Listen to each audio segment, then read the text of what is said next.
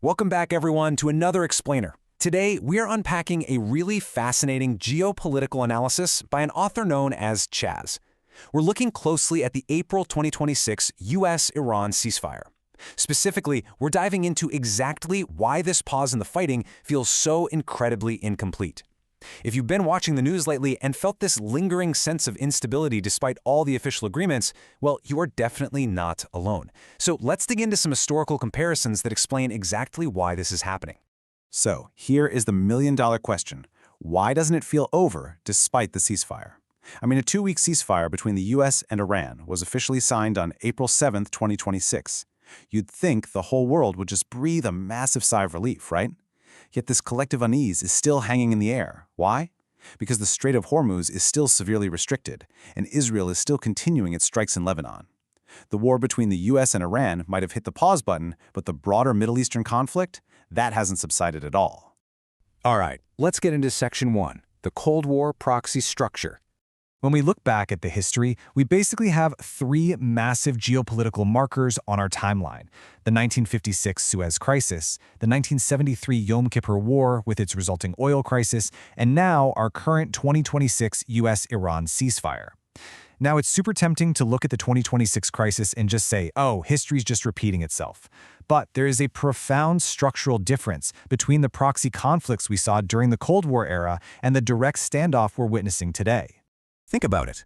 During the Cold War, we had this whole concept of a proxy war with mediators. Local conflicts in the Middle East were intimately tied to the much larger US-Soviet rivalry. Because any local flare-up could accidentally trigger a global nuclear war, the superpowers essentially acted as a massive brake on the system. They functioned like giant referees. They could step onto the field, blow the whistle, and force the players to stop before a local fire spread completely out of control. And the 1956 Suez Crisis is just a brilliant illustration of this point. Britain, France, and Israel launched a highly successful military campaign against Egypt right after the nationalization of the Suez Canal.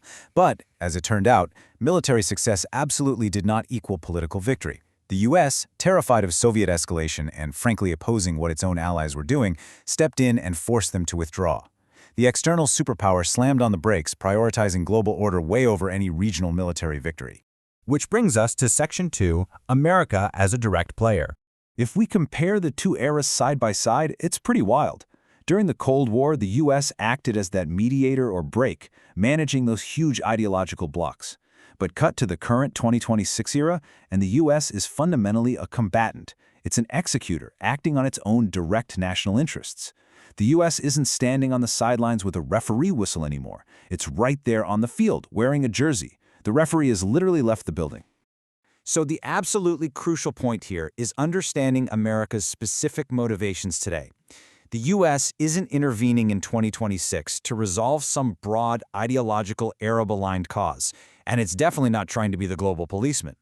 It is fighting to secure its own tangible, immediate national interests. We're talking about placing limits on Iran's nuclear program, reopening the Strait of Hormuz, and, let's be real, stabilizing domestic energy prices to protect political approval ratings back home. It is a war of immediate self-interest. Moving right along to Section 3, both face a war without victory. We are currently looking at this fascinating mutual trap. On the one hand, you have America's dilemma. It has to find an exit strategy that doesn't look like a concession or a massive political defeat, especially when it comes to nuclear limits. It absolutely needs tangible results to justify military action to its voters. On the flip side, we have Iran's dilemma. It has to survive without looking completely destroyed or humiliated. It can't completely surrender its sovereignty, but it also can't sustain endless punishment. Neither side can achieve a total victory, which means both are desperately searching for a way to just save face. Let's see how that plays out in Section 4, Iran's 3 exit strategies.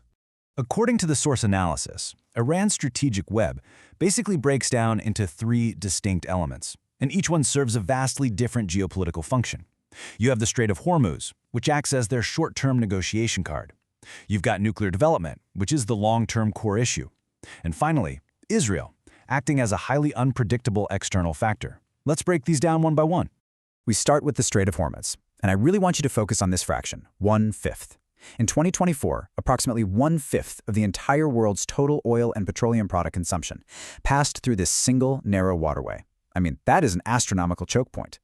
By restricting access in the spring of 2026, causing massive ship backlogs and insane price spikes, Iran proved beyond a doubt that it holds massive short-term leverage over the global economy. But here's the catch: the Hormuz dilemma. Yes, it's a strong card, but it's also incredibly brittle. If Iran were to just close the strait permanently, it doesn't only hurt the US, it immediately turns global allies, Gulf states, European markets, and neutral Asian nations into outright enemies. They'd alienate the entire global economy. So Iran had to dial it back. They shifted to a negotiation tactic, basically allowing a limited 15 ships through per day. It acts as a pressure valve, not a doomsday device. Next, we hit the central, seemingly unsolvable core of this whole conflict, the nuclear issue. For the US, stopping Iran's nuclear development is the fundamental justification for military action. Leaving without concessions makes the war completely unjustifiably politically. But for Iran, its nuclear program isn't just some policy. It's a matter of national sovereignty and regime prestige. Total surrender there is viewed as total defeat. So how do you solve an unsolvable problem? While the author suggests the most likely outcome is something called cold storage. This means we get an ambiguous compromise where military use is strictly denied, but limited, heavily monitored nuclear activity is still permitted. It's a really messy resolution. The crisis isn't actually solved, it's merely frozen at a low temperature to prevent an immediate all-out war. It's a classic case of just kicking the can down the road, because a permanent fix is way too costly for both sides. Our third element in all of this is Israel. Israel is the ultimate unpredictable external factor here. And the critical thing to remember is that Israel operates entirely on its own security logic. It's completely outside the framework of whatever bilateral ceasefire the US and Iran put together. Just look at the facts on the ground as of April 2026. Israel is basically fighting a separate war with a much longer timeline. Even as the US and Iran agreed to hit pause, Israeli strikes on Lebanon kept right on going. Prime Minister Netanyahu even explicitly declared there is no ceasefire in Lebanon.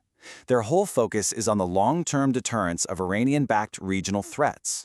This independent action practically ensures that regional instability continues unchecked, completely ignoring the US-Iran pause. And that perfectly tees up Section 5, Wars Stop, Conflicts Continue. We are really left with a sobering reality in our modern geopolitical landscape. Every single player is walking their own distinct path. The US is going to stop fighting the second its domestic cost-benefit threshold is met. Iran will settle for a narrative of survival and non-capitulation. Israel is going to continue its long-term security operations regardless of Washington's schedule. And international bodies like the UN and the IAE, well, they're now reduced to merely managing the instability. They're slapping band-aids on the chaos rather than actually fixing the root causes. Which leads us with this incredibly profound and frankly chilling quote from the source analysis. The war may stop, but the conflict will not. This right here is exactly why the April 2026 ceasefire feels so horribly incomplete. The underlying structures of the Middle East haven't been resolved at all, they've just been put on ice. So the ultimate takeaway from this explainer is a critical question for all of us. If international bodies and superpowers are now only capable of managing perpetual conflict rather than actually solving it, what does that mean for the stability of our future global order? Think about that next time you watch the news unfold. Thanks so much for joining me on this explainer, guys, and I'll see you next time.